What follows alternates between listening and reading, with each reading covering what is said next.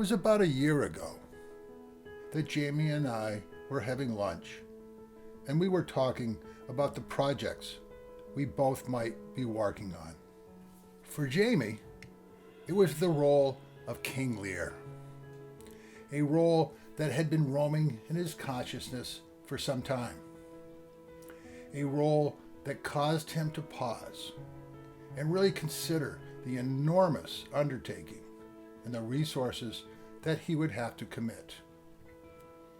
But he also talked about the real desire he had to take on such a daunting challenge, a role of a lifetime. The more we talked, the more I knew that I wanted to somehow be a part of this journey that Jamie was about to embark on, and to see if he wouldn't share some of it with the rest of us. So Jamie and I have met periodically over the last year to talk about his journey to Lear. Here then is that journey. Spout till you have drenched our steeples, drowned the cocks. So let's begin with why Lear and why now. Yeah, it's something that I've focused on particularly in the last 5 years. I think is sort of fitting. I mean, I just had my 65th birthday. And as I said before, this is one of those roles that most actors, a lot of actors will start to look at. You know, one of the ones that you want to tackle toward the end of your, or the middle to end of your career. Well, I think every actor of a certain age who enjoys the world of Shakespeare at some point starts to think about the prospect of performing this role. It's one of those pieces that is on a lot of actors' lists. That included me, you know, having heard about it from a couple of wonderful mentors who have played it. Tony Church of the RSC. Tony had performed it 3 times and spoke about it. You know, everybody calls it the Everest of Shakespeare. Not so much because of its enormous length, because it's actually not one of the longer roles of Shakespeare, but it is an emotional Everest. Understanding that is the product of a life spent in the theater. As I think I told you, my friend Tony and others who have played it said, you might as well give this play your first crack because you'll never understand it the first time round anyway. And then the second time you come to it, you will understand a great deal more. And then the third time you might really grasp it. You know, when I started out, there were roles that I really wanted to do that made sense for me at the age of 25, 35, 45, and 55. And now that I'm coming up on my 65th birthday, that your concept of who you are and what you might be ready to do changes. You start to see yourself differently and open up to these other possibilities. This is one of those great challenges that I knew was out there somewhere. And it just happened that here is an artistic organization that was interested in taking a crack at this with me. That thought I was ready, putting me together with a team of unbelievable people that are coming in to do this play. It all sort of stitches together through time in some weird way, and I have trusted to that, and thankfully so, in my career at many different times. Figure out what it is that you're trying to do in the development of who you are as an actor. Take advantage of those moments when something comes up into your field of view. Instinctively grab it. This came along, I instinctively grabbed it, and despite all of the reservations, worries that you might encounter with anything of this kind of size and scope, you just say, all right, here it is. It's time. It is time to be brave. It is time to figure out what you're made of at this particular moment in your life, because you can't wrap too much what's at stake into any one experience, because if there's anything about this life that is true for me, it's what my friend Archie Smith taught me, and that is that this is all part of this longer term goal of refining your craft as an actor and learning more about yourself as a human being and bringing more of that human being to the work that you do, and to try to dig a little bit deeper in the relationship with you and your audience and have them really feel the difference that that makes and resonates with them. Those are the things that sustain a life in the arts. And one of the greatest gifts that I learned way back when at Hanover High was that this was something that really meant something to me. And I tapped into it briefly, and then you tap in again, and you tap in again, and pretty soon it convinces you that this is the direction that you're going in. That is a life journey that is incredibly rewarding most of the time. So given the fact that I'm 64 years of age, I figured now would be a good time to start. That is sort of background of it. I did a reading at Northern Stage in one of their New Works Now festivals a couple of years ago, where I played someone who is standing by for Lear, and it was called Stand By Lear. That's when Northern Stage, the folks over there, began to become interested in yours truly doing this role at some point in the future. And we went on in our discussions, and this year turned out to be the time they wanted to do it. So a confluence of factors that has led to this exciting and daunting prospect. What is some of the history and influences that comes with this role? Yeah, one of the great challenges of the part is trying to figure out Lear's arc, where he starts and how he comes to the understanding of love and care in his life. That the arc itself is difficult enough to understand. Then there's the technical challenge of it, which is there is a great deal of very impassioned scenes in this. And so how do you moderate or modulate the emotional arc of the character so that you're not just standing up there declaiming, that there are many, many different levels to Lear, and to try to figure out the different mountains and hills you want to explore. But they can't have a flat line. It's got to have just this enormous texture of different tones, so that you don't tire of it. So that's an enormous technical challenge that all of the actors that I've read about have talked about. You start hot and you get hotter, and the first scene is a bugger to play. The first scene is when he invites his 3 daughters to talk about how much they love him and how much they deserve their third of the kingdom. And then Cordelia doesn't go along for this and says, "My love is what I declare. No more, no less." It flips this king out. The play starts at an emotionally very high level. And one of the questions that has been raised, why? What is it that brings Lear to such a point of anger that he can't really hear what she is saying?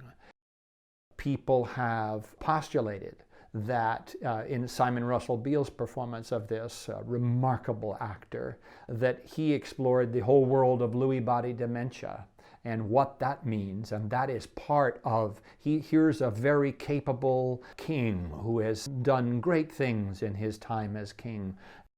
You don't get to see all those. What you get to see is one of the first moments of dementia-like behavior. These flashes of anger are somehow connected to an old man who is beginning to sense that the synapses of his brain aren't working the way they should anymore. And he is angered by that to such a degree that his daughter says he goes after Cordelia in just a heartbreaking way in this first scene. And that is something that happens just in a momentary flash of anger. And then and he spends a good deal of the play angry.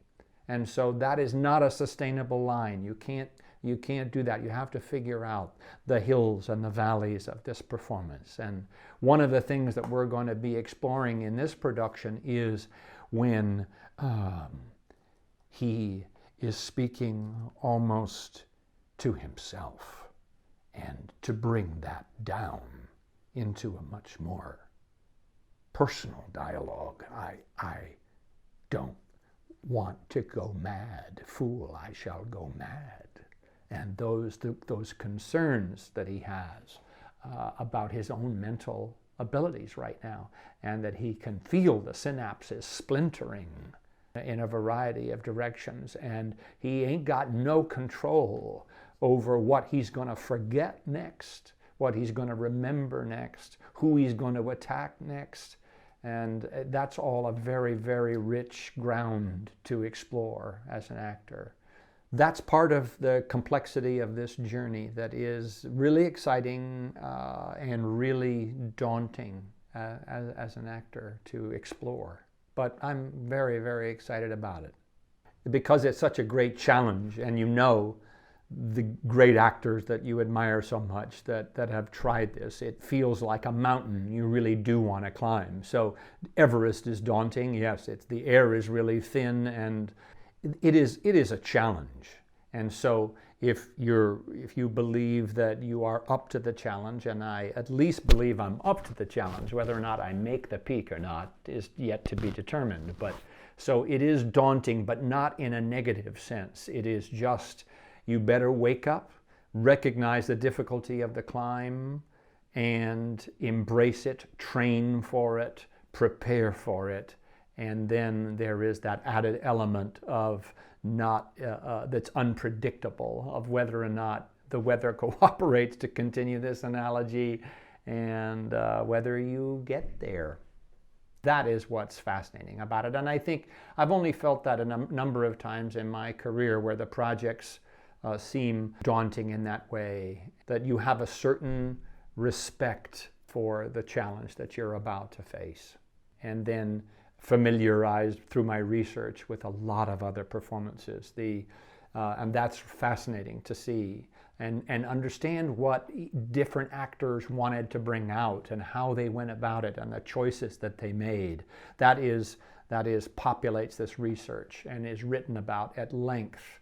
About certain choices that they made, fascinating some of them, all of which we will consider, and then the director will, with yours truly's input, obviously, as the person who's playing it, will pick and choose and invent and create our own understanding of what this journey really is about. But so yes, I have been exposed to a lot of wonderful writing about choices that other actors and other productions have made. Let's talk a bit about the preparation that goes into this role. I think I would point to my own development as an actor, the opportunity that came up with an artistic organization that I have a great deal of faith in, and a director that I have a great deal of faith in, and these elements came together to present the opportunity that I believed in enough that I couldn't miss it. And so made this year-long commitment of my time and effort and research and reading and line learning, and that started earlier this year and will go until the limited rehearsal period that we have. We have 3 weeks. I laugh when I say that because that is like a drop in the bucket in terms of the actual rehearsal time with the company once we get there. But before that, I'm hoping that I will have spent a vast number of hours working on this. Just committing, I think he speaks roughly a fourth of the play's lines. I've started the process. It's been a very exciting first few months. I've had an opportunity to work with my dear friend and colleague Gary Logan, who works at Carnegie Mellon now, who's one of the best Shakespearean dramaturgs in this country. And we've gone through the text line by line, and I've understood through the different versions of this play and the different editors what makes the most sense to me about every single line and every single iamb in the iambic pentameter, and how that might contribute to a better understanding of what each line means. This next week I hope to start work with a voice coach to work on my vocal stamina and placement, so I have access to the broadest range of expression that I can as an actor, because vocally it's enormously challenging. I will have that experience and that sort of retooling or retraining or whatever you want to call it with an expert voice coach. That I'm really looking forward to. And then there will be just hours spent working in a variety of ways with the text and recordings and so on and so forth as I learn the role, and hopefully get the role deep enough in my bones by the time I begin rehearsal that all of the actual language, actors talk about language being their breath, and without your breath you can't live. And so if I can have this text deep enough in my bones by the time I begin rehearsals, that part of the challenge will be effortless. It is what you do with that breath now that becomes your field of study. Yeah, I think it will be fascinating for me, because I've actually never, I've known 6 months or a year in advance some of the projects that I'll be working on, but I've never prepared this way before. When I played George Orwell, it involved a lot of prep prior to the beginning of rehearsal. I came into that one with lines learned also, because it was an enormous text. I spoke a great deal of it. This is a longer and more complex journey. It'll be very interesting to hear in retrospect what we've recorded together to track that journey. And when I start rehearsals, that will all go into a completely different universe. It will go into a universe where I've got input flying in from everywhere, directors, other actors, designers, that will inform this in a way that I haven't as yet been able to connect with. All too often, the actual mental challenge of learning one's lines becomes, because of schedules in this business being so tight, that a great deal of your work happens in a very short rehearsal space. Part of your task is simply the technical demands of learning a text and getting into your brain. I'm hopeful that I'm going to have that securely in place by the time I begin this exploration with other people in the room. And then reflect, if you will, on the language of Shakespeare. It sort of is a little bit a process also of osmosis, and with this degree of familiarity that I'm hoping to have with the text, certain questions are coming into focus because of the language. One of the folks compares learning language to standing under a waterfall. And learning Shakespeare's words, because they are so extraordinarily beautiful. For me, they're a giant puzzle, and you figure out one piece at a time as this water tumbles over you. It's a remarkable experience because the language is exquisite. It's really extraordinary. A lot of people regard this as his finest tragedy. Some people call it one of the finest plays ever written. Blow winds and crack your cheeks, rage, blow, you cataracts and hurricanos, spout till you have drenched our steeples, drowned the cocks. You sulphurous and thought-executing fires, vaunt couriers of oak-cleaving thunderbolt, singe my white beard, and thou, all-shaking thunder, strike flat the thick rotundity of the world, crack nature's molds all Germana spill at once that make ingrateful man. All of that is this enormous process of discovery and blowing the language apart and then getting it back to its basics and understanding really how much of a genius Shakespeare really is, how much of it is described and comes through an analysis of the language itself and how much you can mine from the text itself. And so I'm learning to tap different parts of my voice, digging into the kind of sustained vocal discipline and range that this role requires, and I'm opening myself up to that learning process again, and that's been really rewarding. The text is seeping into this older brain of mine now. I started about 4 or 5 months ago, 4 months ago, so we're sort of halfway through this year of Lear for me. I'm feeling in a good place with it all. Patience is an ongoing challenge, I would say, but one that I'm much more familiar with now at age 65 than I probably was before. I can feel the growth beginning to happen inside. You know, when Amy Levitt and I talk about and analyze the text in this way, the gifts that Shakespeare has to offer in the very way the words are constructed is when you fully uncover the richness that can give you. It's really extraordinary. The privilege of learning these lines and grabbing hold of all of the skill and genius that went into these words and how they are placed together. It's really an exciting journey.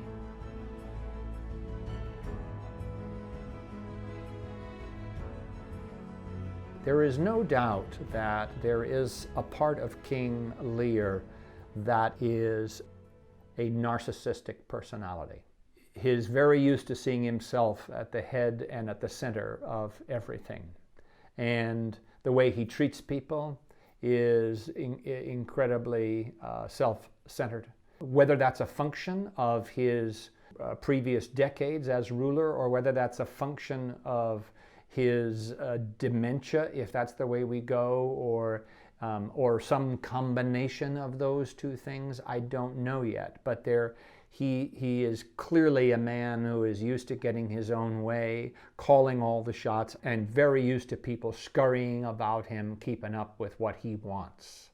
I find that quite fascinating, the journey that King Lear takes during the course of this thing, to realize, as he does, and I think we're going to be exploring this in this production, the poverty in which most of his kingdom lives is another resonant theme for me, and how he comes to recognize how these folks live under his rule.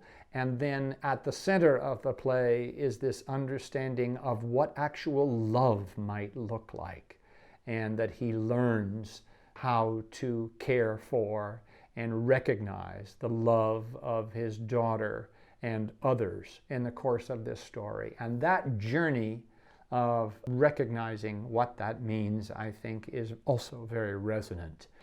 Because I really feel as though this play has something to say right now.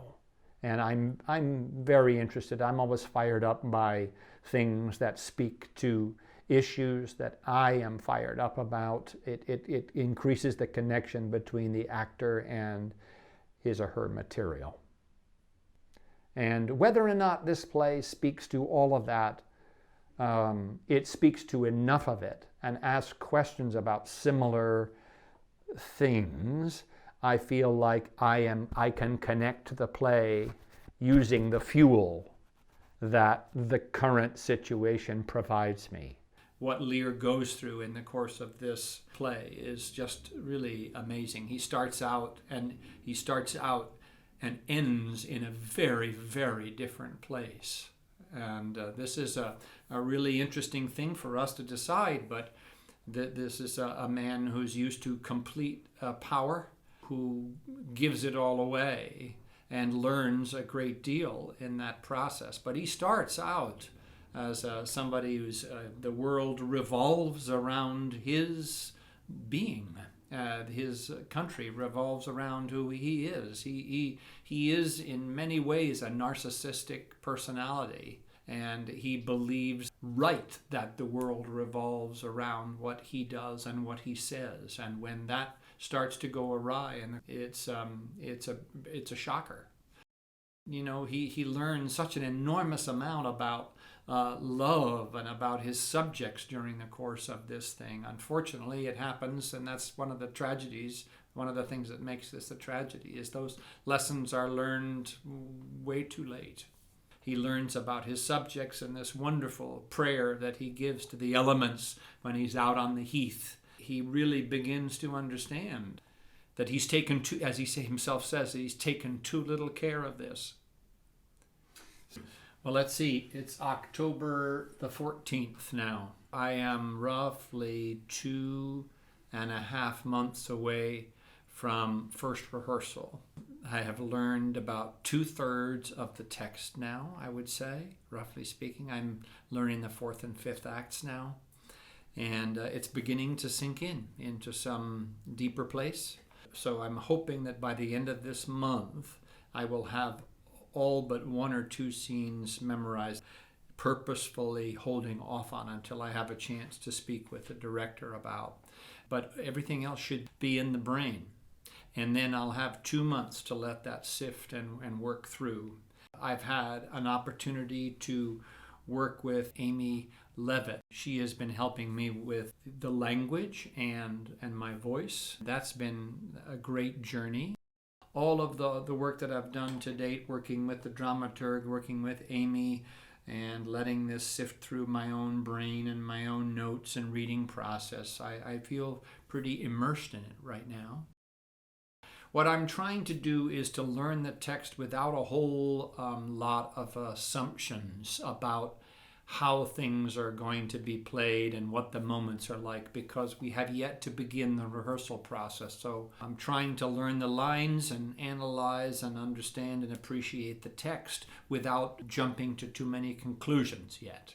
So learning by rote in some sense, without a whole lot of preconceived thoughts about what it is. But I have to be honest that since I'm spending so much time with this, that I would be a liar to say that some of these things are not sifting into the way I think about Lear and where he's coming from and where he's going. And I will generate a whole lot of ideas about where I think Lear is and when. And then I'm going to take a special trip down to New York in November to speak at length with the director about his thoughts. And we've been exchanging emails about the arc of the character and what the different pieces of that arc might mean, and using that as fodder for our conversations. Yes, I am beginning to develop a sense of where Lear lives at various stages of this play. As to the voice, we've explored, Amy and I have explored a bunch of different options about where this character's voice may live, and I have yet to really experiment too much with that.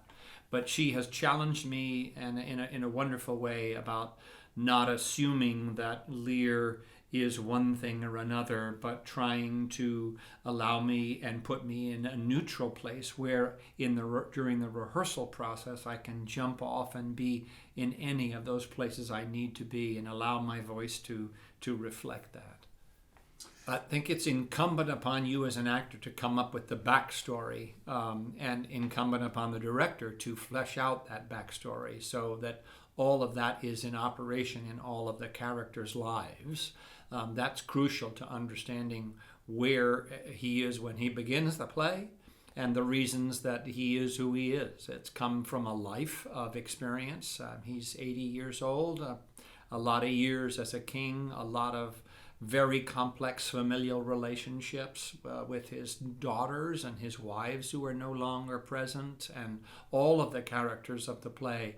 All of those relationships have to be they have to be very specific and can only help you if they are specific. And so yes, one sense of where Lear comes from is really important. Some of the major questions about that I have yet to solidify, because I am really looking forward to this in-depth conversation with the director about some of my instincts and about his instincts, so where and why Lear has done and does do what he does.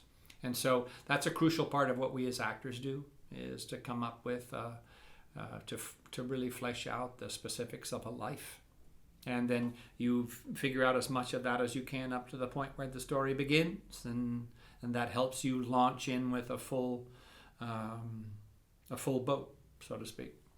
I don't think any of the uncertainty and about this overall journey, I don't think any of that's disappeared. I still have a certain, positive, very positive respect for the enormity of what I'm in the process of. So none of that's disappeared. I seem to be nibbling away at the edges of that, though, and feeling more comfortable and more secure with where I am now. And that's all really good. Almost daily work on getting this into the brain and into the body. And all of it's really quite fascinating, and it's actually a thrill. That's the amazing thing about it. It's a gift once you start digging into this text and digging into the story. And as you head into rehearsals, how much of the process so far might go under the heading of the unexpected? Yeah, that describes pretty much the work of if not every day, every other day of working on this thing. Okay. The discoveries that you make embedded in a line that you didn't quite understand, or that all of a sudden has a different meaning for you. What's private, what's public, that becomes a really interesting question. When Lear is really addressing the cosmos, when he's addressing himself, when he is more public, and those choices have become really interesting to me as he tries to wrestle with the things that are going on in his mind and his human nature, which he makes frequent reference to. Most of the actors who have written about this and written about playing this, all of them say that the first scene is the most difficult to understand, and that these moments of seeing rage at the very beginning, and his huge switch from speaking of Cordelia in the most affectionate of terms to leaving her nothing and essentially banishing her from the kingdom, is just this huge and almost inexplicable jump. And it is very difficult to understand. And one of my dear friends, John Hutton, who's played this role twice now, he said, if you can figure out that first scene, you're 90% of the way there.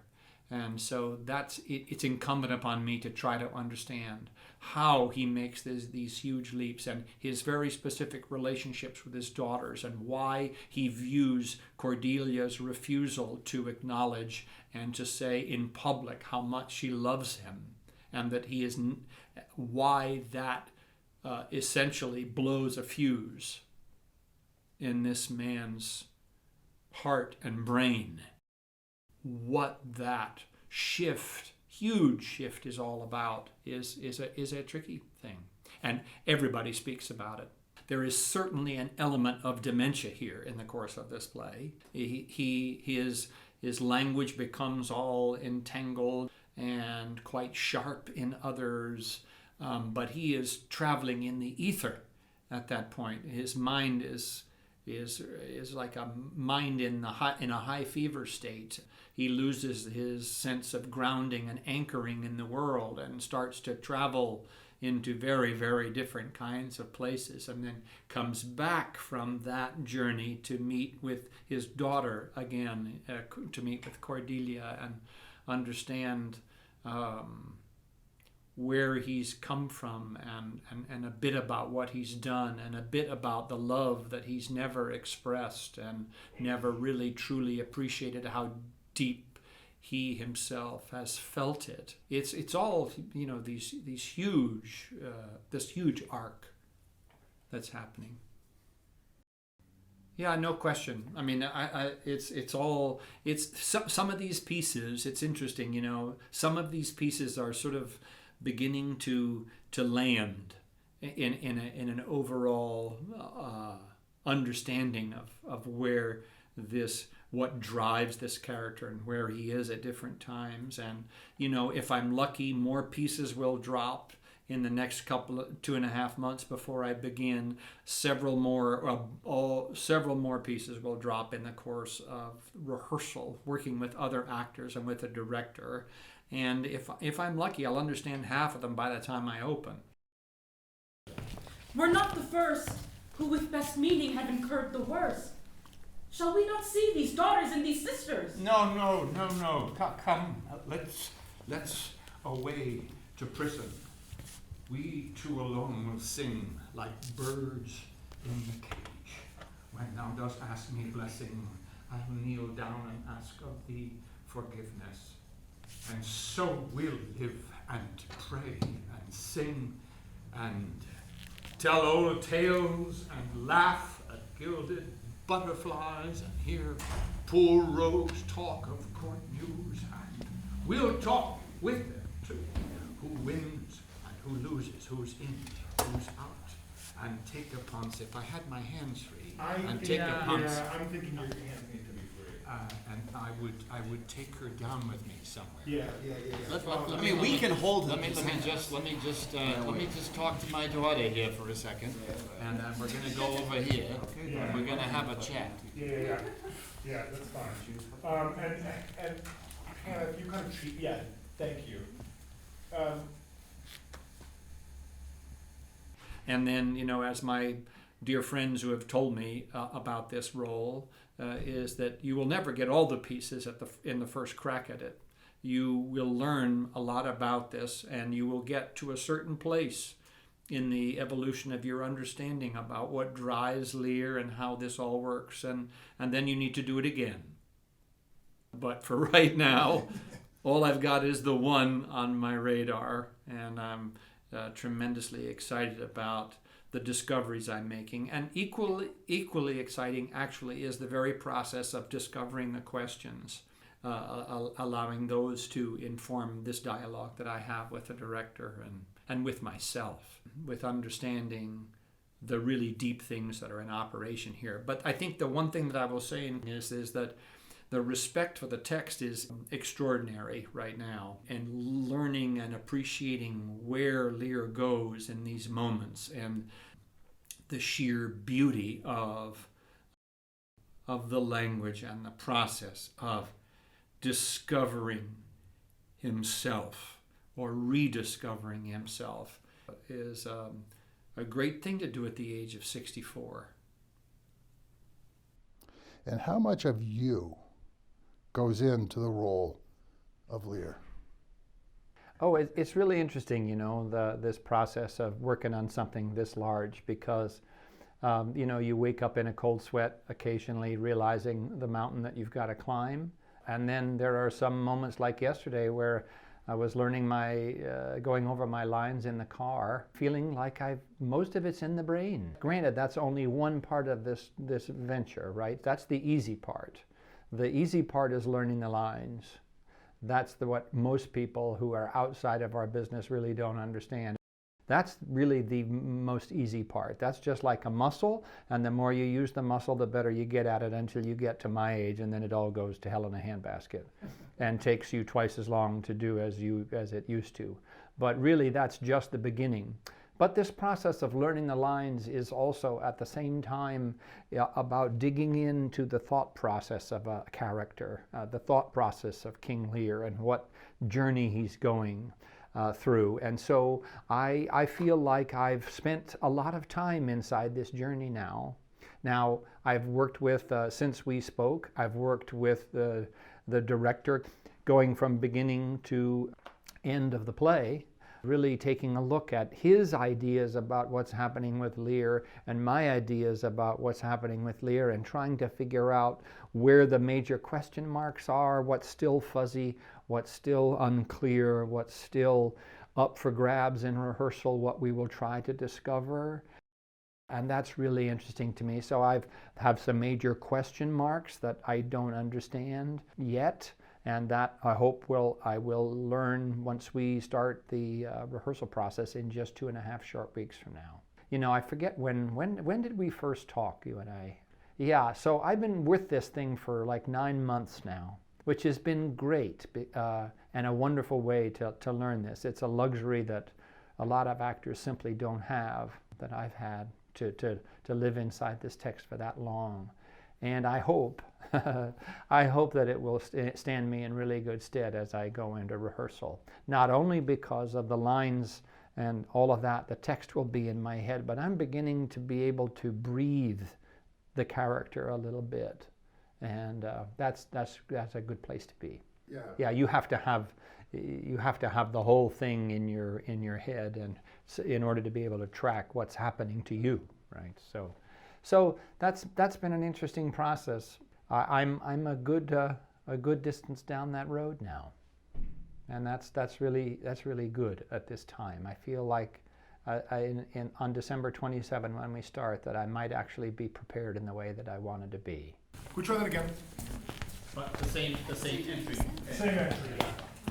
We're not the first, who with best meaning have incurred the worst. Shall we not see these daughters and these sisters? No. Come, let's away to prison. We two alone will sing like birds in the cage. When thou dost ask me blessing, I'll kneel down and ask of thee forgiveness, and so we'll live and pray and sing and tell old tales and laugh at gilded butterflies and hear poor rogues talk of court news, and we'll talk with them too. Who wins, who loses, who's in, who's out, and take upon us the mystery of things as if we were God's spies. And we'll wear out in a walled prison packs and sets of great ones that ebb and flow by the moon.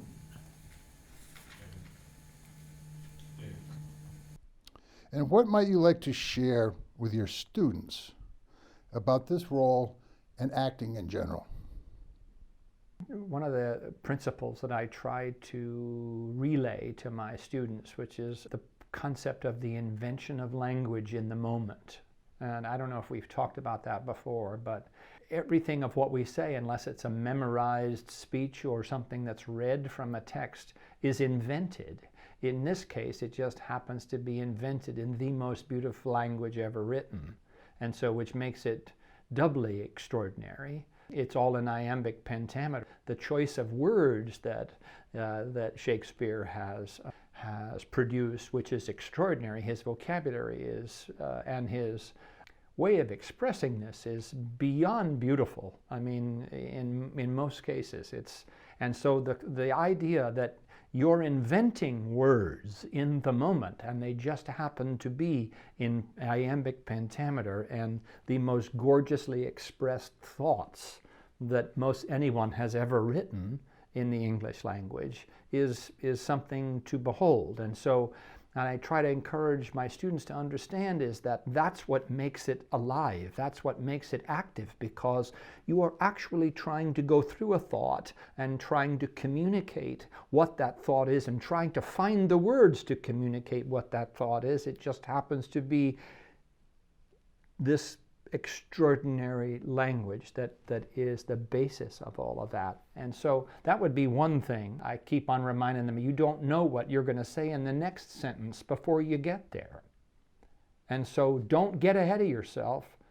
Try to figure out what it is and where those words are coming from. You and I are doing an exercise with this right now. You know, that's what makes it active.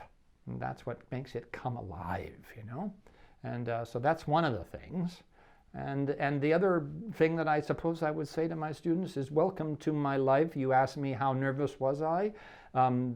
This is a little bit of whatever you're going to get used to, and this nervousness or anxiety is going to become a friend, and you'll either put that friend in the closet for enough time to do what you know how to do, or that friend will wake up and say hi, you know. By the way, we'll have, there are 6 Dartmouth students who are coming over on the experience term during the time we'll be doing Lear, and I know at least 4 of them are in the show with me.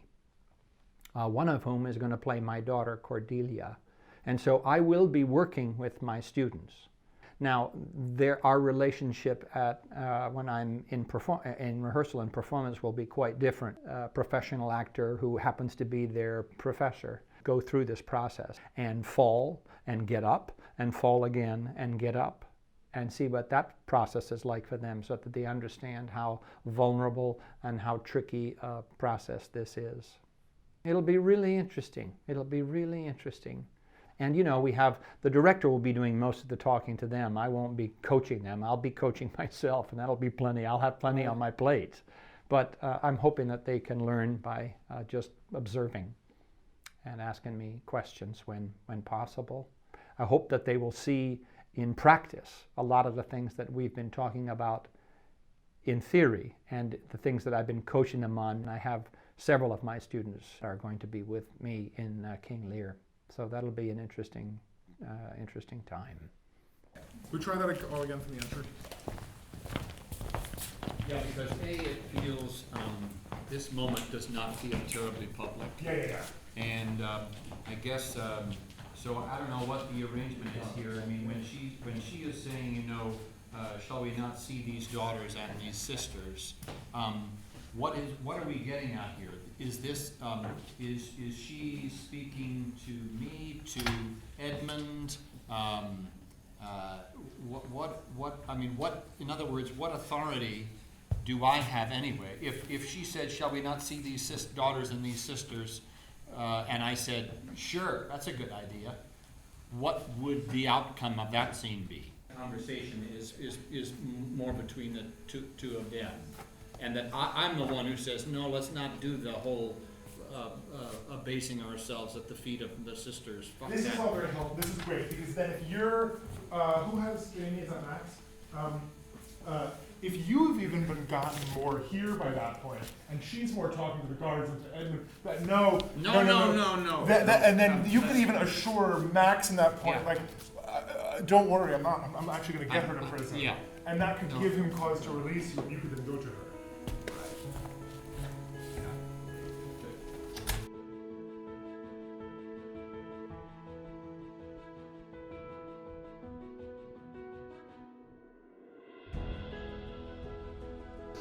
Doesn't it at some point simply come down to the fact that there is Lear, there's you playing Lear, and then there is you? Yeah, and the intersection of those 3 is what makes for the richest performance. Another one of the things that we talk about as actors is the personalization of a role. Yes, you are trying to put yourself in the skin of someone else, bringing along, however, all of the things that make you who you are and the things that you feel as though you can bring. Uta Hagen, one of the great teachers, says that you are everything that you will ever need, that you dig deep inside yourself, deep enough inside yourself, and you can pull out these various pieces. And as a friend of mine once said, you are this enormous puzzle. You are in this particular shape with these pieces fitting together, and what you do as an actor is you go in there and you pull the puzzle apart, and you pick one piece from over here and one piece from over here and one piece from, and you start to put the puzzle back together again in a different shape. And so you highlight certain parts of yourself and understand certain parts, and that is the process of personalization. That's when you watch somebody and you feel as though they are actually living it. That's the result of that work. of truly bringing yourself to it. And then you start to pull out the things about Lear that are like Jamie, and I will never have a kingdom. I will never have any of the things, and I hope to God I never have the tragedy of King Lear's life. But to be able to understand that tragedy, that whole long arc that he goes through the storm, the elements, into this understanding of himself just at the end of his life, which is the tragedy of it, finding love, and all of those things are very universal.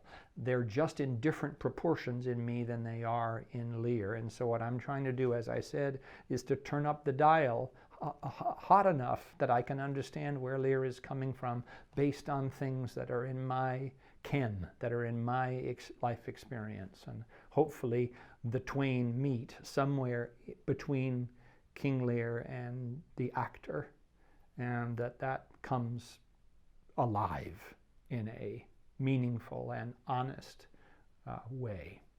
And so, you know, one of the core, and I think we spoke about this, one of the great challenges of this journey is the very first scene where he rejects his youngest daughter Cordelia for not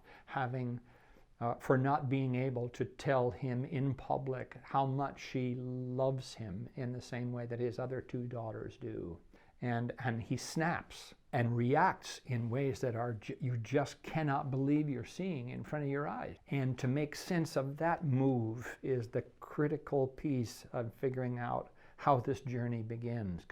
Once the journey moves on, it becomes much more clear.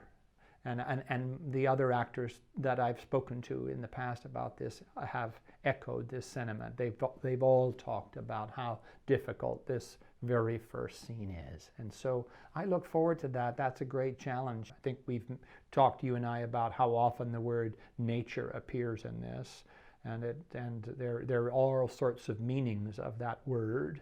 The garden which we need to tend, that is certainly, nature is a very big part of Lear's journey in this. That is the physical nature in which we live. And then his own human nature, which is equally complex, perhaps more so, actually. And his ability to, by the end of the play, have squared his own human nature in the larger nature, the natural world, I think is part of that arc. It does bring to mind sort of a question about how we tend our gardens. If you look at how you tend the garden of your own soul, or how you tend the garden of your own heart, and how you feed it and weed it, what is that process? What is it like? And the whole process of nature in this play is extremely important. And so I've been fascinated by that as well.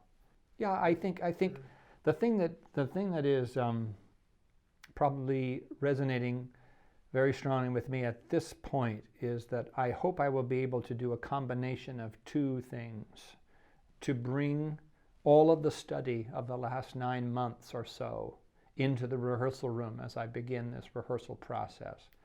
And the other thing that I hope I will have the courage and ability and flexibility of brain to do is to remain open enough to everything that's going to be joining this journey, and all of the people that are going to be joining this journey, and all of the input that's going to be joining this journey.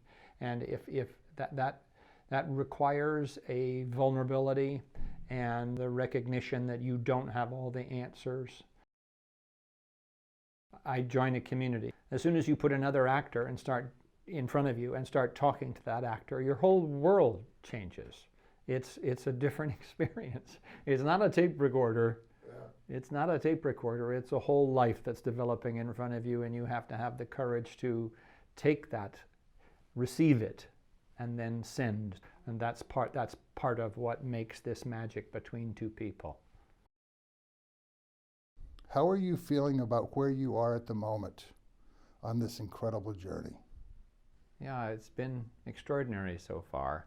I mean, I always knew it would be, and it always seemed like it was 9 months off and 6 months off, and now all of a sudden it's right here. And it's really exciting to be in a room with all of these really talented folks. And I've been working on this, solo, essentially for 9 months with input from a dramaturg and from the director. But now I'm actually talking to people, and I'm interacting with other actors and interacting on a sustained basis, 8 hours a day with this character and with this play. And so the playing field has completely changed now. What I'm finding, I think, is that all of the preparation has been good. And I feel on top, relatively speaking, on top of this substantial text, so that I'm relatively open and hope to stay that way throughout this 3 weeks of rehearsal, and then, of course, into the 3 weeks of performance, where I'll be doing a huge chunk of my learning in front of an audience. But the first week has been really rewarding. I feel like I get up, I start vocalizing, I am running lines in the car to and from the rehearsal, I am eating, sleeping Lear now, breathing Lear. I mean, it feels like it's a mad dash to the finish. It's a massive amount to do in 3 short weeks, but I feel like I'm in really good hands, and I'd say I'm feeling quite good about things right now. And I know that there's a little more to come down this road.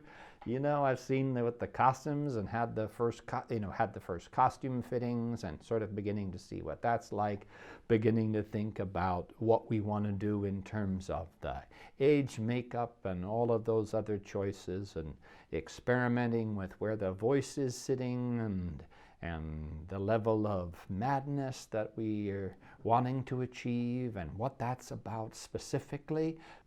All of those questions, they're running through my brain for most of my day now, and I would imagine in a good part of my sleeping state. My favorite rehearsals as an actor are those rehearsals which are runs of the play in front of an audience. The preview period was always the most exciting part of the rehearsal. You got to work for 5 hours a day, go put that modified show up in front of an audience, and then work on it for 5 more hours and fine tune, and it's in front of an audience that you really find out what part of the story is being effectively told, and your relationship to the audience is incredibly informative about what's working, what's not, all of that stuff. It's a very, very exciting time in the process. We had this incredibly dense 3-week rehearsal period, toward the end of which we had, 4 previews before we opened that Saturday night. We started on a Tuesday, which was a little bit rough, shall we say, a little rough around the edges for a lot of people. But so that's the name of this game. When you produce a massive Shakespeare in a period of 3 weeks, that's inevitable, right? So be it. That's just fine. We all expected it. But after the second preview, the director comes up to me and says, "I've had an epiphany about the development of Lear that I want to share with you." And I said, "Bring it on." I was totally open to that, because something in my gut told me that we hadn't really arrived at the magic equation. And the epiphany was, we had always thought, he and I, that it would be interesting to see a view or hints of Lear's madness earlier in the play, so that you get a sense that it wasn't just something that happened like that in the snap of a finger, but you could actually lay the groundwork for it, and you could see him kind of going off the rails a little bit earlier in the play. And what he said was, and we had agreed on all of that would be an interesting choice to make, so that you'd see, when he, even in the very opening scene when he condemns Cordelia and sends her away, that you would see something, you would see the madness of somebody to do something as incomprehensible as that. His epiphany is that we see plenty of that in the second part, and in the storm when Lear says, my wits begin to turn. He has up to that point said only, "Oh, let me not be mad, sweet heaven." And then in the storm, he feels that his wits are beginning to go. He's just screamed at the gods. And then from then on in the play, his wits leave him. And in his madness, he sees as clearly as he's ever seen in the course of the play, which is an irony and an interesting one. But Steve's epiphany is that what we wanted to see in the first act was Lear as strong as we could make him. So whenever he feels something such as with Cordelia, when she refuses to say that she loves him in the way that he expects, he just does it. He at a whim, he just says whatever he feels in that moment and banishes her. And so that epiphany was really, really quite substantial, and it made the second half much more interesting. So you got this journey. You could hate him for it. You could, in the first part, as he unravels his kingdom almost before your eyes, right? But that it would be a more interesting arc. And so that Wednesday or Thursday, whenever it was, we took the first act apart completely. And we reworked 24 moments in the course of that, and then all of the 3 principal scenes in Act 1. My brain was struggling to keep up with all of the changes that we made. It was the best thing that could have happened for me. As a result, the play became much more interesting and, curiously enough, easier to play, more interesting to play, and from a vocal standpoint, also more manageable. And so we just kept coming back to this idea that you don't want to see the storm scene before the storm scene. And other actors that have played this part speak to that very challenge of starting the play hot, and then where can you go from there? Get hotter, hotter, hotter. And as soon as we put that in front of an audience, I knew that we were on a much, much stronger arc. So that was that epiphany that came, and then that informed me throughout the rest of the run. And I felt, if you're gonna, you keep learning, as we've talked about this before, but I just kept learning throughout that run. But that preview period was enormously important for me in understanding, at least for this time round, what the arc of the character was. Yeah, I may do it again. It's in my head, most of it, and will stay there for a while, and is certainly accessible now, and all of the lessons that I learned would be interesting. The only thing that I would say is that it would require, for me to do this again, the relationship with Stephen Brown-Fried on this one was so exceptional that I would be hard-pressed to find a better guide for me than the one I've just had. The group of people, the supporting cast, it was wonderful. Really exceptional, and the director was just really, really great. So what does it feel like to be at the top of the mountain? I don't know, and I would also use another analogy where you're riding this wave, right? Whether or not you get to the top of this mountain, I don't know. It may be that the analogy may be a little flawed in that implies that you get to somewhere from where you can see everything and feel at the top of the world. I guess it's a more active or more fluid process than that, really. So it may be more like riding a wave in a way. And if you can get on top of that wave and feel like you're in balance and you've got, for whatever reason, the wave is perfect, all the elements are there, you feel like your performance sort of goes in and out, and then some days are quite magical and you feel like you start it right and you do most, and all the pieces sort of fall together. And so it's a daily climb, I guess, is what I would say, as opposed to something where you achieve a summit and sit there or stand there and look over the mountain you've conquered. It's a little bit more fluid than that. I would say that on the days where I felt really in top form, the journey was an extraordinary one.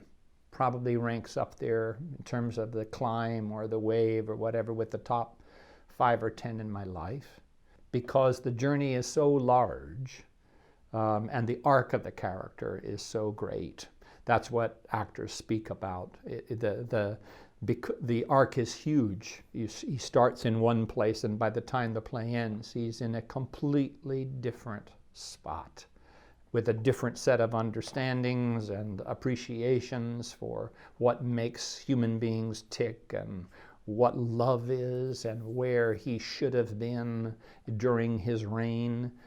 And so on those magical days, and I had quite a few of them where I felt like I got there. You know, that there was something, I felt good about the nightly climb to the summit, and I felt like I saw enough of the surroundings to really make sense of it, until it felt like an actor, as if you've really felt something and achieved something that you can concretely lose yourself in, to the point where if I'm asked about any particular moment, I couldn't really tell you too much about it, because you're on the train. I'm mixing analogies here, but you're on the train and it's pulling out of the station, and you get on it, you jump on it with all of what you've got, and you just see where it takes you, and that performance sort of morphs and changes, or within a strict set of parameters depending on the day, and you just go for the ride. Yeah, and that's a great joy, man. I mean, that is a great joy when you feel in command of the material enough to let yourself go and just to be, and trust to the work that you've done. And it doesn't have to be exactly the same night after night. You just trust to the structure of what that arc is, and in that you can feel free to just be and to discover, you know, on a daily basis. And that doesn't happen unless you are really, really on top of it, I don't think. But it did for me, and it was one of the great joys for me. One of the things that I will say about the journey is that often when a role gets into an actor's being in this way, and the experience is as positive as it is, that you feel a great hole where that was after it's done. And because this process, as you know, has been, was about a 9-month, 10-month process, the affection and respect that you develop for this person that you're playing, the opportunity that gives you, takes up a lot of heart space, a lot of brain space, and when when it's over, it feels very, very odd. Luckily I had this whirlwind of an adventure that kicked right up after Lear closed, the day following we left on this trip to India, which was another wonderful story, but it helped me, something swept in and took the place of this. Otherwise, I think I would have been very blue, kind of lonely. Exactly, you feel lonely. Not only is all of your focus has gone into this thing for so long, and when that focus disappears, you realize, okay, so you sure as hell better find something else to focus on, otherwise it's going to feel too sad. I think this has hit me later because of the trip that I took and because of things that have happened in my personal life, and I will grieve about the closing of this for a while.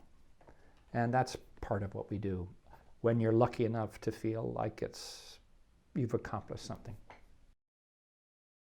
When a story is well told, and I believe that we told a good story, and I would chalk that up to the wisdom and the skill of the director by and large. I mean, not only did we have a good cast, but the director, being the principal sort of storyteller, I think created a journey through this play that moved well, and that was complex, and was streamlined, and so that he told a really clear story. And I could feel that on those performances where it really worked, I could feel this extraordinary connection with the audience. And that's a fabulous, fabulous thing. When you can feel throughout a 3-hour chunk of time, you can feel that that the audience is by and large sticking with it and is there for the whole story as it unfolds. And it's a big one. It's a big one. When I first did The Storm, for instance, that was an amazing feeling, because the sound was exquisitely done, and it just runs through your body like like electricity. You can feel the storm. It wasn't difficult to conjure it up. I mean, it was running through every fiber of your being, and that was an amazing thing. Blow winds and crack your cheeks. I mean, this extraordinary effects. A young lady who played Cordelia. She's a student of ours here, and a very, very talented young woman. It was a lovely relationship that they finally had, that they come to over the course of this journey, and when he realizes how badly he screwed up, and where love truly lay, and all the discoveries that he makes in the course of that play. That wasn't a hard one for me to get where I needed to be to play that. Yeah, it's an amazing speech. Well, my God, the language in this play is exquisite. Howl, howl, howl, howl. Oh, you are men of stones. Had I your tongues and eyes, I'd use them so that heaven's vaults should crack. It's amazing stuff. Out in the storm, he's encouraged to go in to the hovel, and he says, "Nay, get thee in, I'll pray, and then I'll sleep. Poor naked wretches, wheresoe'er you are, that bide the pelting of this pitiless storm, how shall your houseless heads and unfed sides, your looped and windowed raggedness defend you from seasons such as these? No, I have ta'en too little care of this. Take physic, pomp, expose thyself to feel what wretches feel, that thou mayst shake the superflux to them and show the heavens more just." That's one of the discoveries that he makes about what he should have been paying attention to all this time that he's been a ruler. That's one of many discoveries that he makes, and one of his prayers in that storm scene, when he's out in the elements, and he's out in this place where he can't separate. The effect of the elements is such that he is part of that. He's part of that raging storm, to the point where he begins with some clarity to see the power of the elements and the power of things as they should be.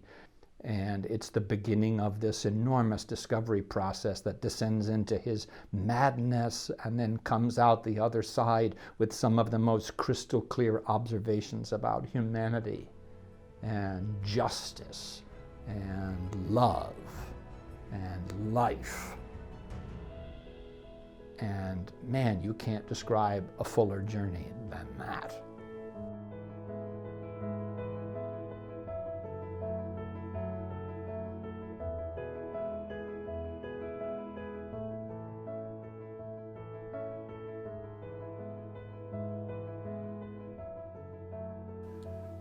During the course of our conversations about Lear, we took some time off to talk with Jamie about his years in Denver, Colorado.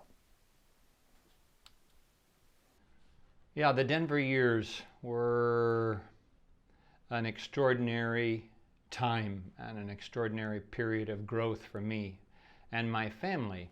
Nancy and I moved to Denver in 1983, ostensibly for just a year. for me to do 2 roles.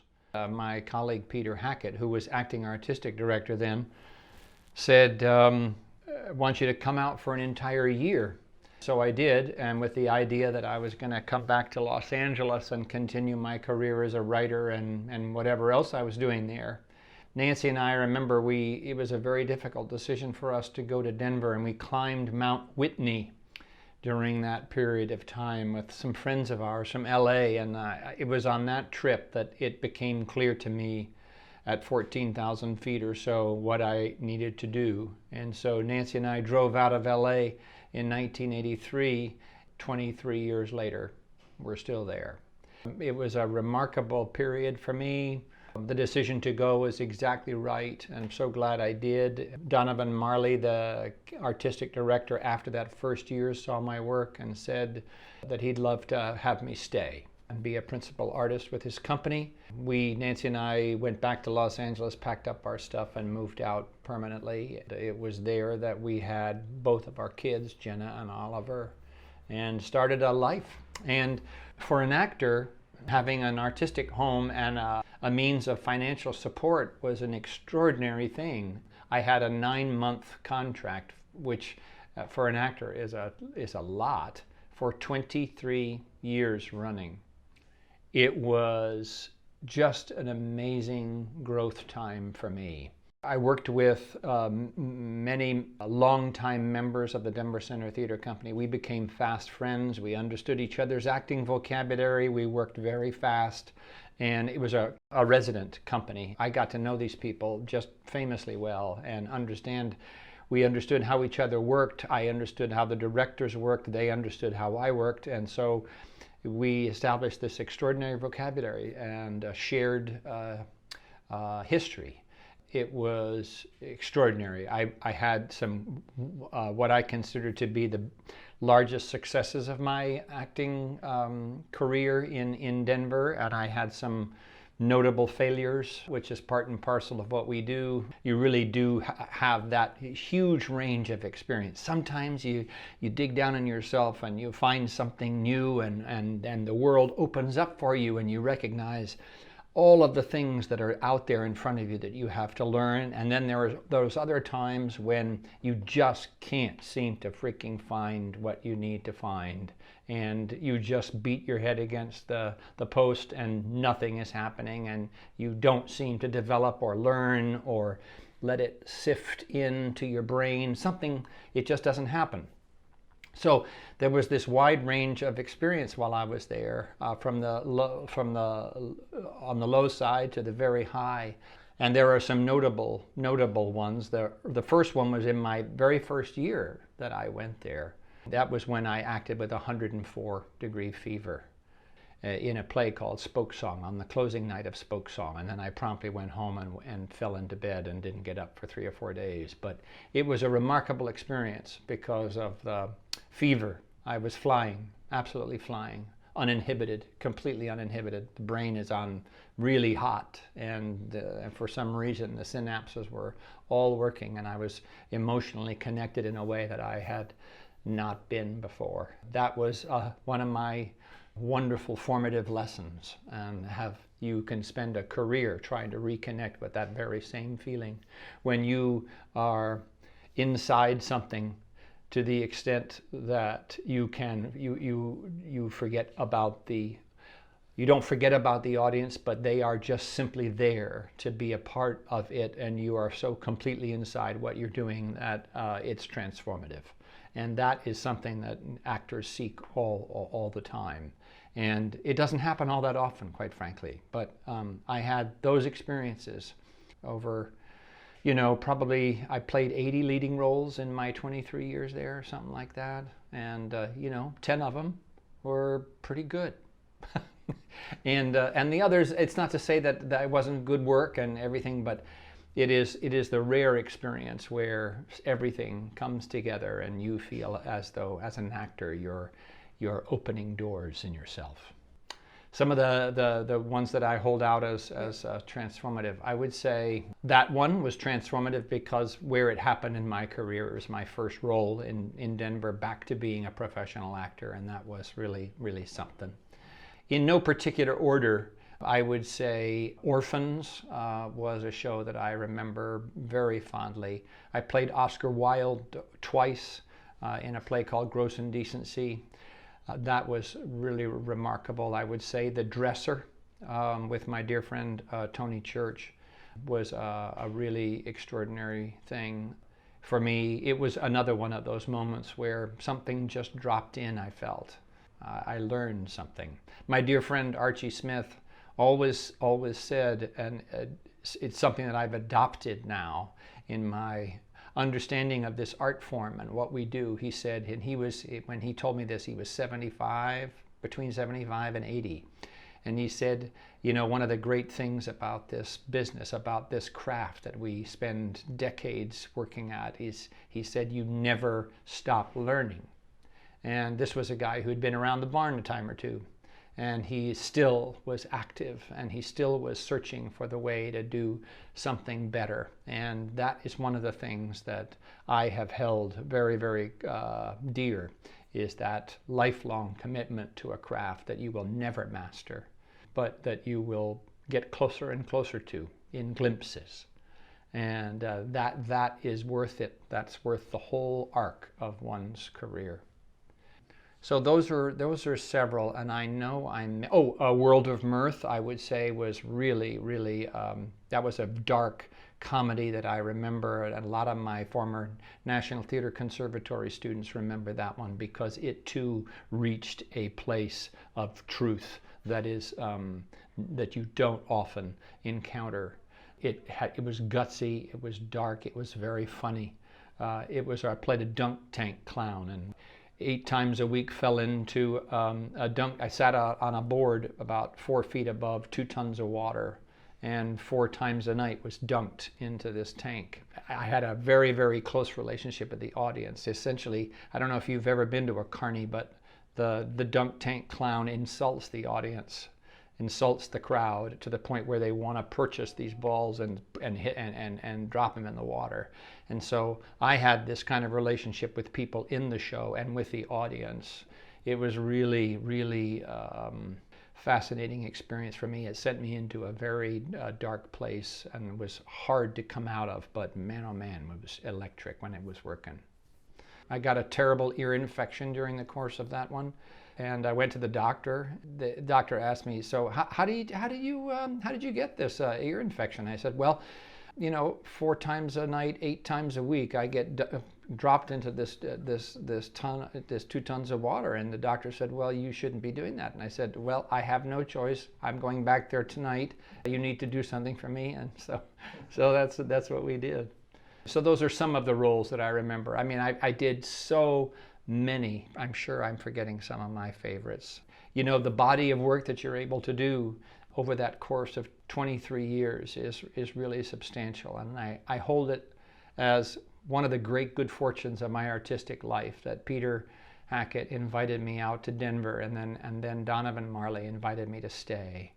It was the most incredible opportunity as an artist, and not one that's offered much anymore. You just don't have many of these resident companies anymore because of the perceived cost of them. And so they've disappeared, largely disappeared. There are only a couple left.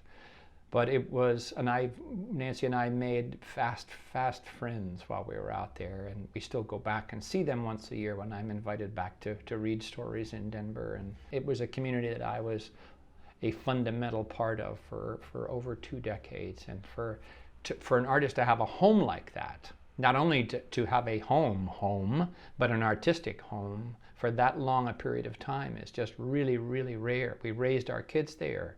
I made a living as an actor.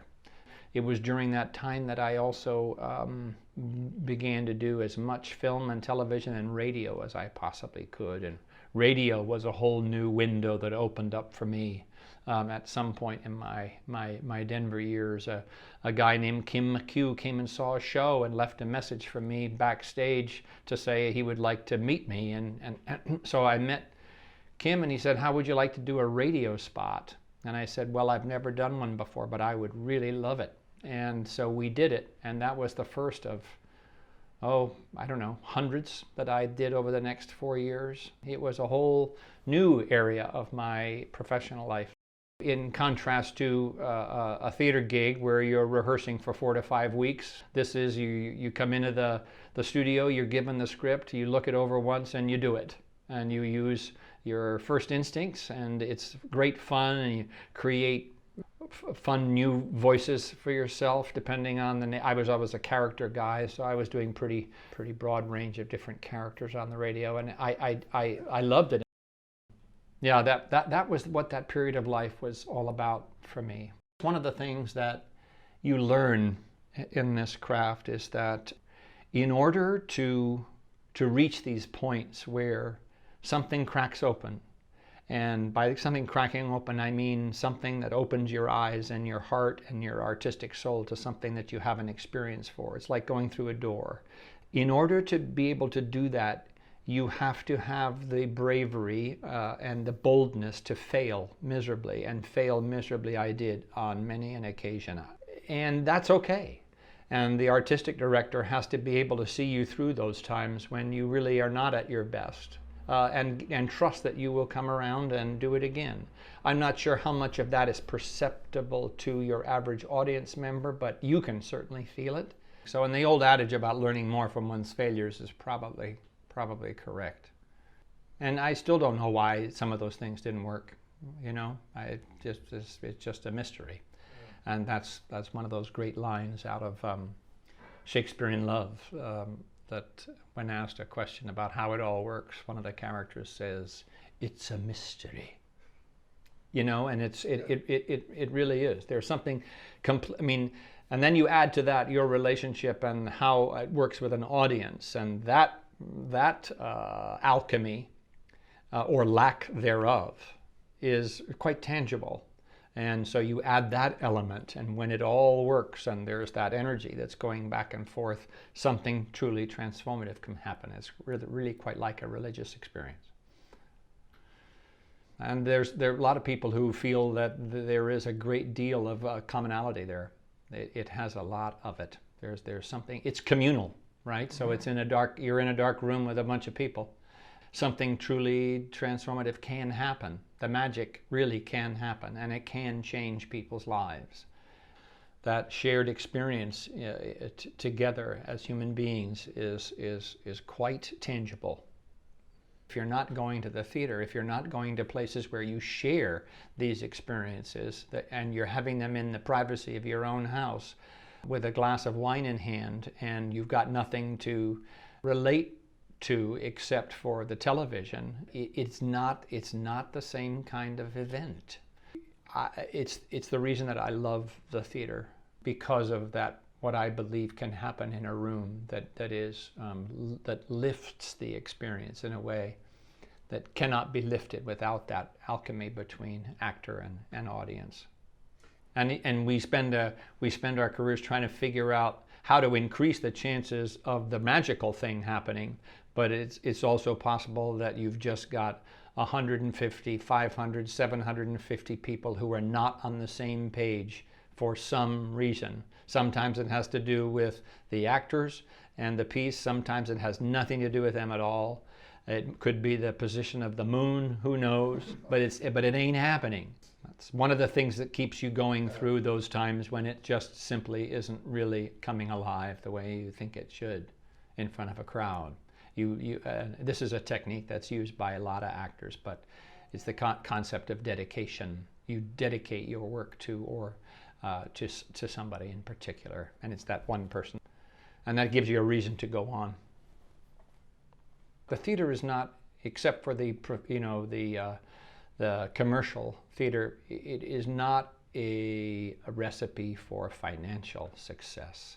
It never is. It survives on the understanding of its audience that only a certain portion of the budget is going to be covered by ticket sales. And it's a commitment. It's a relationship to which an audience commits. And they understand so much.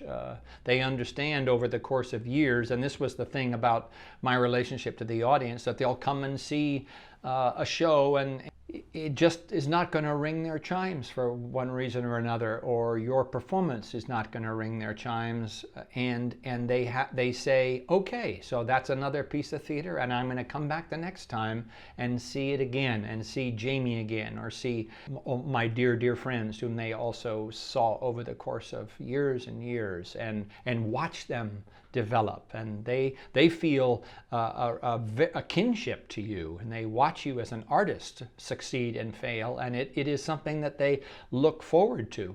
Classic example, which my mother, bless her heart, was witness to in when she came out to see a show of mine, and sitting in front of her were two people, a man and a wife. The man said, and looking at the program, "Oh no, Jamie, another one with Jamie Horton in it." And his wife said in response, "Oh, are you kidding? I love his work." And so my mother, sitting just a row back, got to really experience firsthand your relationship with two people, a couple who had hugely different opinions about yours truly, and probably about everything else that they saw. And that's what one of the things that makes this a shooting match, as they say. It's a very subjective experience. You know, for an actor to be able to raise a family, for an actor and his partner, in this case Nancy, who was has been a dedicated partner in my life for 42 years now, we were able together to raise a family on an actor's salary, which was pretty unusual. And so we formed fast friendships, you know, really fast friendships. I mean, as you do over 23 years and in a place where you raise your children, and these are the relationships that endure and that we reconnect with every year that we go back now. And I've lived a lot of my professional life actually not with concrete and well thought out plans, but rather responding to opportunity and instincts. And when I made the decision, when Nancy and I together made the decision to go to Denver, at the top of, somewhere near the top of Mount Whitney in California, it was that same kind of instinct that told me it was time to move on. In the same sort of way, had never in my wildest dreams anticipated that I would come and be a teacher at a college. I had taught for 17 years, actually a 20-year association with the National Theater Conservatory in Denver, the master's program there. So I had taught a lot and knew that I loved to teach. But that was always as a part of my role as an artist in that company. But this opportunity at Dartmouth came along. It just felt too good to pass up, and instinctively decided, thanks again to my good friend Peter Hackett, who was a chair of the department at that time, and he invited me to come and direct a production of the Heidi Chronicles 2 summers before I ended up being hired. And I enjoyed the experience so much, and got sort of a sense of what it would be like to come to Dartmouth and what it would be like to teach and direct here.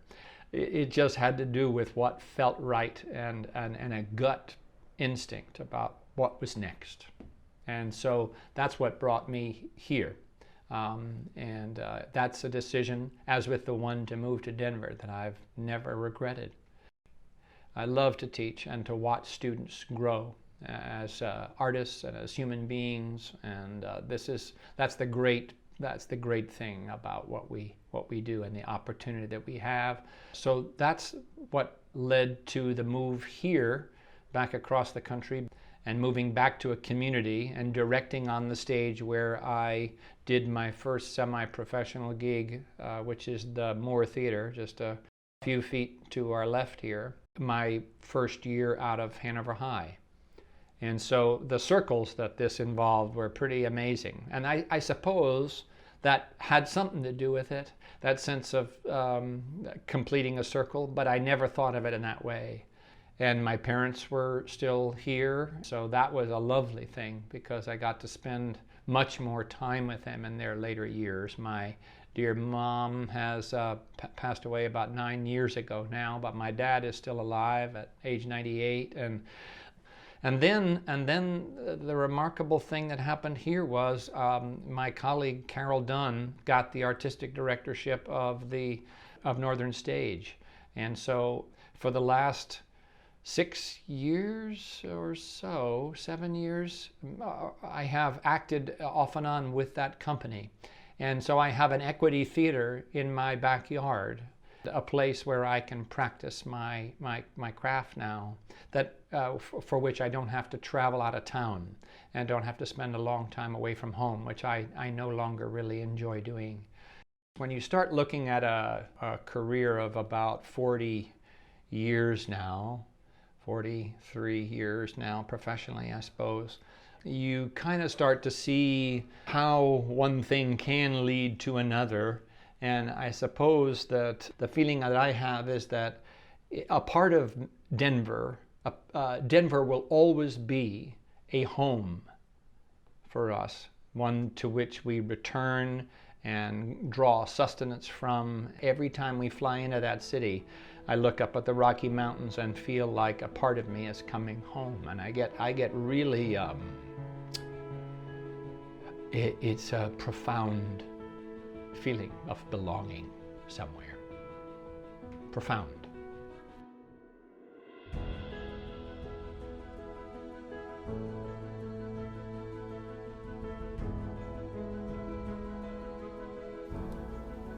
Jamie Horton and King Lear, The Role of a Lifetime, and The Denver Years were produced by Norden Productions.